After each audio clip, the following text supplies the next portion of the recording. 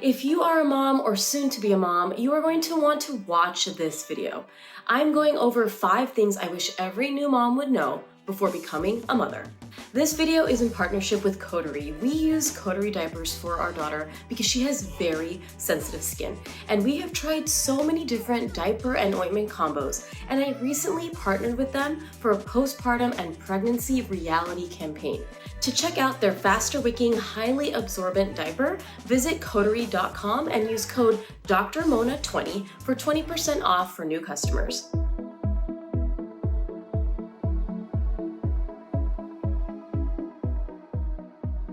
So if you follow me here at Pete's Doc Talk TV, I share a lot of health education and combat misinformation.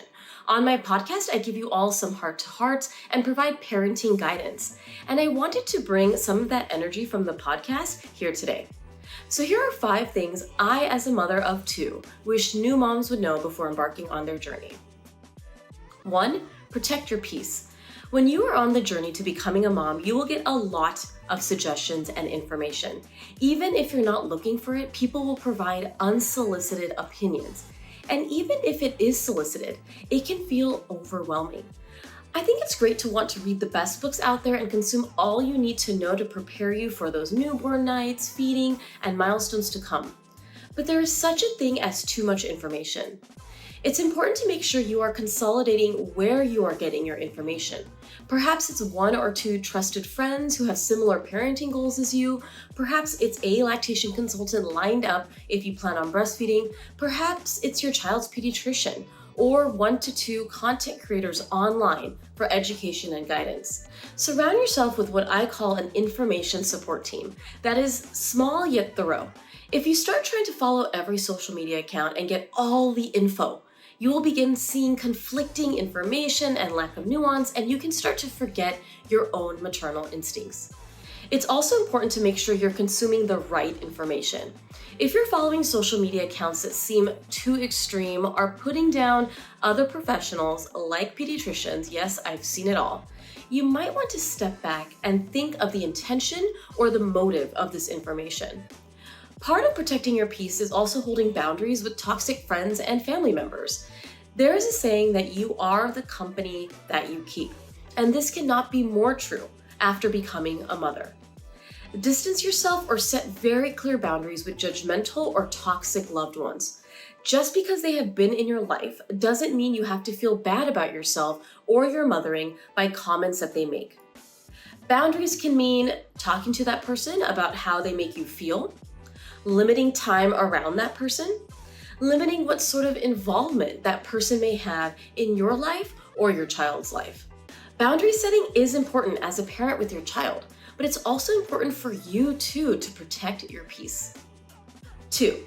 Trust your instincts. Many mothers feel they don't have instincts when they become mothers, and a lot of this can be because of all that noise and over-information that I mentioned already. Another reason we can feel that we can't trust our instincts is we don't feel confident in our role, and this can be because it's new, because of judgment or over-information. So it's really important to reevaluate what feels right to you. You may talk to your partner about this, or even a professional like a therapist if you're really struggling. Noise, judgment, stress can really hinder our innate intuition. Connecting with ourselves, quiet, and even journaling and reflecting can spark intuition. Sometimes this means turning off the news, music, or shutting off your phone or removing social media apps to really tap into your needs, because that is how we can tap into intuition. This also comes down to trusting yourself and trusting that 1, you know what you're doing, and 2, if you don't know what to do with your child, you can trust yourself that you know when it's time to ask for help. That is the 2 parts of intuition. It's not always knowing what to do, but it is about knowing when you may need help or guidance and having the humility to understand that. When you start to trust your instincts more, maybe by creating boundaries with someone in your life that isn't uplifting, or knowing and inquiring about something you may be concerned about for your child, you will tap into this intuition that can bring more calm and confidence in your life and has a really beautiful place in mothering. 3.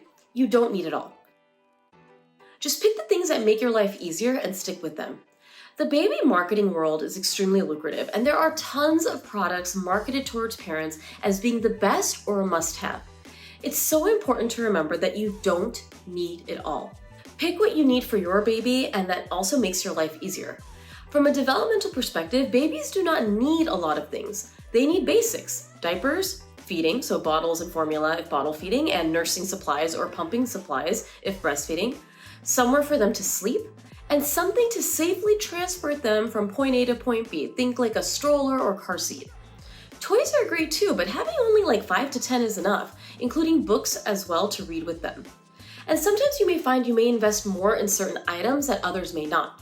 For example, we use Coterie diapers for our daughter. For our son, we didn't. But my daughter developed wicked rashes, and we tried over 5 other popular diaper brands and ointment combos, and nothing helped, even with all my knowledge as a pediatrician. I had a mom in my office tell me how much she loved Coterie for her daughter who was prone to diaper rashes. So I trialed it. Within 3 days, her rashes were gone. We even trialed her off of them at 5 months while on vacation, and her rashes came roaring back. So we made the investment and said this is important and it makes our life easier. And this balance of deciding on what you want to spend your money on can look different from person to person. For example, we use Coterie diapers, but our daughter wears hand-me-down clothing. So we balance where we spend our money on what our family needs. It's so important to remember your finances and resources and what your child and you may need. Your child doesn't need everything out there, so it's up to you to decide what makes sense for your family. 4. Having a baby is a huge emotional and physical shift. I think many moms know this, but I don't know if they really know this. Being a parent is a hugely transformative experience, whether you birthed a child or not. But if you did have a baby, there's also a physical and emotional shift that can be shocking to many. Your body will change and your hormones will seem off kilter, and this is normal. I personally had 2 traumatic birth experiences and did IVF to get pregnant with my daughter. For more on my story, especially with IVF, watch my IVF playlist on this channel. My body after each pregnancy did not feel or look like what I knew.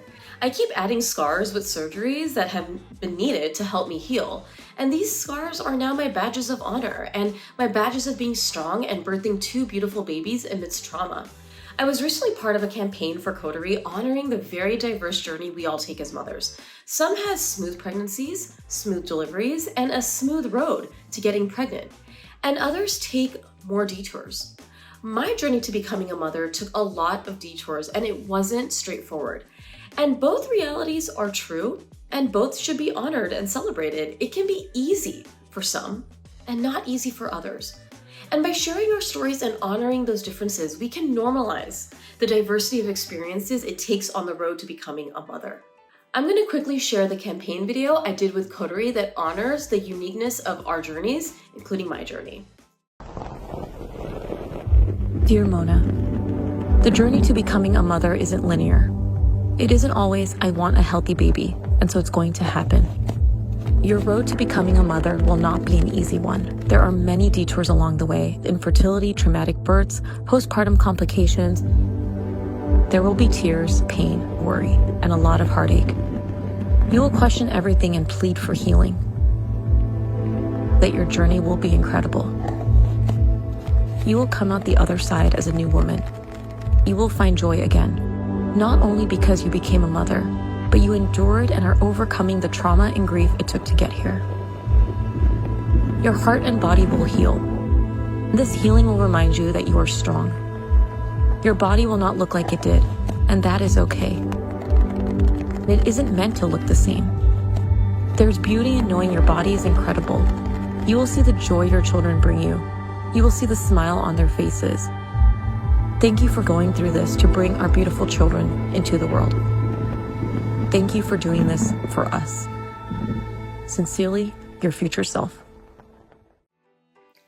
Thank you, Coterie. That was so beautiful. The physical and emotional impact trying to have a baby, maintain pregnancy, and postpartum recovery can vary mother to mother, and I want to normalize the differences here. The huge emotional and physical shift that can happen is normal. It's important to know that your body has changed, but it is still powerful. It's important to know that sleep deprivation, late nights, and wake-ups can feel draining, but that's not forever. And it's important to check your mental health. Reach out to your loved ones or a professional if you're not feeling like yourself. Although we do see a shift emotionally and physically, you should still be able to find some joy postpartum and throughout motherhood. And if you aren't, we need to help. And last but certainly not least, number 5, utilize resources to prioritize yourself. That's right, take care of yourself. We tend to feel we must do it all as mothers, and as a mother myself, I can say we do a lot. But I can also say that we don't have to do this alone. We can ask for help, and we should also accept that help. I oftentimes find that even if we have the help, we feel we must do it all, that we must be the ones because we are the only ones who can do it right. But for your own balance and mental health, it's important to utilize your resources. Take the newborn phase, for example. Maybe you're nursing. Your non-birthing partner may not be able to help nurse, but they can help with diaper changes and settling the baby down to sleep. Or you may utilize help from a loved one or even hired help. And this help to avoid motherhood burnout can be for you to do whatever you need to fill your cup. Maybe it's sleep. Maybe it's help around the house so you can play with your baby and not think about chores. Maybe it's going out to get your hair done postpartum. The point is, it's so important to tap into what you need and utilize the resources when you have it, because we may not always have help. And if and when you do, I want you to embrace it. This can be hard for some women who feel anxious or concerned if their child is in the care of somebody else. And my advice is that if this is you, and if that person is someone you love and trust, we may need to evaluate your anxiety to support you and your well-being too. You can't do this alone, nor should you. We are meant to be connected, and this is especially important postpartum and into motherhood. Thank you so much for tuning in today and for Coterie for an incredible postpartum campaign. For more about our campaign and to check out Coterie, visit coterie.com and use my code DrMona20 if you want 20% off for any new customers. If you're a new mom, I would love to hear how motherhood has been treating you and what you found has helped so much in your physical and emotional recovery. I can't wait to catch you all next time for another episode here on Peds Doc Talk TV. Stay well.